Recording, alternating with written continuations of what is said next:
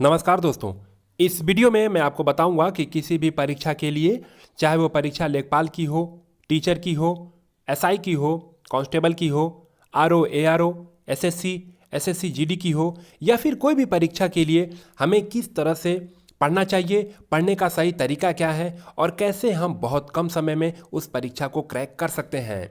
देखिए, हमें पढ़ाई के साथ साथ टाइम मैनेजमेंट का भी ध्यान देना चाहिए। अक्सर ऐसा होता है कि हम केवल 24 घंटा दिन रात मेहनत करके, पसीना बहा करके बस पढ़ रहे होते हैं। हमें ये नहीं पता होता है कि हमें क्या पढ़ना है, क्या नहीं पढ़ना है और पढ़ने का सही तरीका क्या है। और ऐसी चीज़ों पे जब हम ध्यान नहीं देते हैं तो हम सफलता से काफ़ी दूर होते हैं। इसलिए हमें किसी भी परीक्षा में सफलता पाने के लिए कुछ बातों का ध्यान देना पड़ता है। अगर हम उन बातों का ध्यान देते हैं तो हम बहुत कम समय में उस परीक्षा को क्रैक कर सकते हैं। इस वीडियो में मैं आपको 8 बातें बताऊंगा और यदि आप इन 8 बातों का पालन करते हैं तो बहुत कम समय में आप किसी भी परीक्षा को क्रैक कर सकते हैं। किसी भी परीक्षा को आप काफ़ी कम समय में आप उस परीक्षा में सफलता पा सकते हैं। तो चलिए शुरू करते हैं। पहला है समय सारणी का प्रयोग।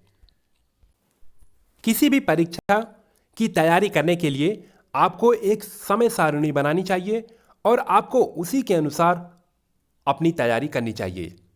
और यहाँ पे एक बात आपको ध्यान देना चाहिए कि जो भी आप समय सारणी बना रहे हैं उसमें आप प्रत्येक विषय को पर्याप्त समय दें। यदि आपको दिन में पढ़ना अच्छा लगता है तो आप दिन के हिसाब से अपना टाइम टेबल बनाएं, और यदि आपको रात में पढ़ना अच्छा लगता है तो आप रात के अनुसार अपना समय सारणी बनाएं। दूसरा है बीच बीच में स्टडी ब्रेक लेना। पढ़ाई करते समय प्रत्येक 45 या 50 मिनट के बाद आपको 10-15 मिनट का ब्रेक लेना चाहिए। इससे आप अपने आप को फ्रेश महसूस करेंगे और दोबारा जब आप पढ़ने बैठे तो आप दूसरा विषय लेकर के पढ़ने बैठें। इस तरह पढ़ाई करने से आपको बोरियत नहीं होगी और हर ब्रेक के बाद आपको नई चीज़ें सीखने को मिलेगी। इससे आपका मन पढ़ाई में लगा रहेगा। तीसरा है अनुशासन। किसी भी परीक्षा में सफलता पाने के लिए अनुशासन काफ़ी महत्वपूर्ण है। अक्सर ऐसा होता है कि हम टाइम टेबल तो बना लेते हैं लेकिन उसका अच्छे से पालन नहीं कर पाते हैं और अक्सर ये कहते हैं कि आज नहीं कर पाया, कल से पक्का पालन करूंगा। कल भी नहीं कर पाते हैं तो ये कहते हैं कि परसों से पक्का टाइम टेबल फॉलो करूंगा, और अगर परसों भी नहीं कर पाते हैं तो ये कहते हैं कि संडे को आराम करके मंडे से पक्का टाइम टेबल के अनुसार ही पढ़ाई करूंगा। और यदि आप इस तरह से करते हैं, एक अनुशासन अपने जीवन में, अनुशासन से आप पढ़ाई नहीं करते हैं तो आप सफलता से बहुत दूर रह जाएंगे। चौथा है ग्रुप डिस्कशन।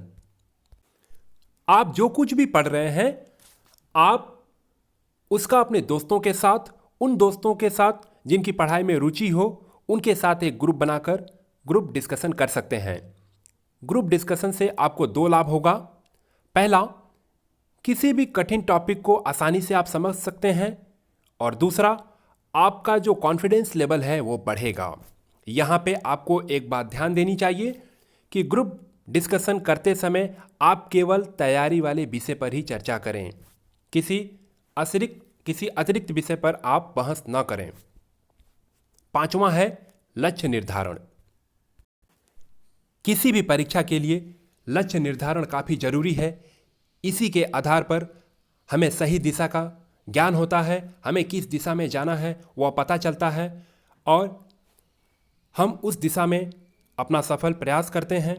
इसलिए यह बहुत ज़रूरी है कि आप अपना एक लक्ष्य निर्धारण करें और अपने उस लक्ष्य तक पहुंचने के लिए आप एक अच्छा प्लान बनाएं। और यदि आप ऐसा करते हैं तो आप बहुत कम समय में सफलता हासिल कर सकते हैं। छठवां है प्रेरणा लेना। पढ़ाई करते समय हमें प्रेरणा लेनी चाहिए, अपने आप को सेल्फ मोटिवेट करना चाहिए, जिससे कि पढ़ाई में हमारा मन हमेशा लगा रहे, बराबर लगा रहे। सातवां है अपनी तैयारी का आकलन करना। देखिए, हमारे पढ़ाई का सार्थक मतलब तभी निकलता है जब हम अपनी पढ़ाई का आकलन करें और ये पता करें कि हम जो पढ़ रहे हैं उससे हमें कितना फ़ायदा हुआ है। इसलिए पढ़ाई के दौरान हमें बीच बीच में आकलन करना अति आवश्यक है।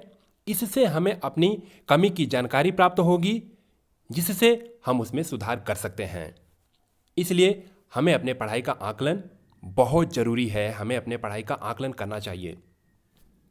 और 8वां है, पिछले वर्ष के प्रश्न पत्रों को हल करें। पिछले वर्ष के प्रश्न पत्रों को हल करने से आपको यह पता चल जाएगा कि परीक्षा में किस तरह का प्रश्न आता है और आप उसी के आधार पर अपनी तैयारी करेंगे। कई बार परीक्षा में अधिकतर वही प्रश्न पूछ लिए जाते हैं जो पहले परीक्षा में आ चुके हैं। इसलिए आपको कम से कम 10 वर्षों के प्रश्न पत्र को हल करना चाहिए, और यदि आप ऐसा करते हैं तो इससे आपकी 20 से 30% की तैयारी हो जाती है। इसलिए आपको अवश्य ही पिछले वर्ष के प्रश्न पत्रों को हल करना चाहिए। इस तरह से इस वीडियो में बस इतना ही। धन्यवाद। जय हिंद।